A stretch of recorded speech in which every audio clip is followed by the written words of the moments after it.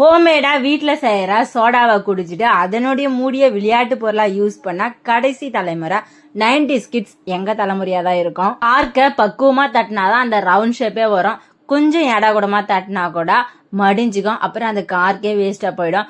நல்லா இந்த கார்க்கை தட்டி ஒரு ரூபாய் காயினை விட கொஞ்சம் பெரிய சைஸ் மாதிரி நல்லா ஷைனிங்கா தட்டிட்டு அதுல ஒரு ஓட்டையை போட்டு நூலை கோத்துட்டு ரெண்டுல ஒரு முடியை போட்டு சுத்தி இழுத்தோம்னா இழுக்க இழுக்க ஜாலியா இருக்கும். இந்த மாதிரி சின்ன சின்ன பொருளை கூட விளையாட்டு பொருளா யூஸ் பண்ணி ஜாலியா விளையாடணும். நான் சின்ன வயசா இருக்கும் போது பாட்டில வந்த சோடா இப்ப பிளாஸ்டிக் பாட்டில தான் வருது.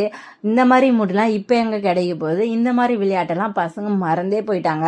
இந்த வீடியோ பாக்குற நீங்க 90s கிட்ஸ் அல்லது 80s கிட்ஸா இருந்தீங்கன்னா கண்டிப்பா இந்த விளையாட்டு விளையாடி இருப்பீங்க.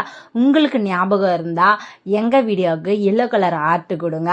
இந்த வீடியோ உங்களுக்கு பிடிச்சிருந்தா எங்க சேனலை மறக்காம சப்ஸ்கிரைப் பண்ணி ஃபாலோ பண்ணுங்க.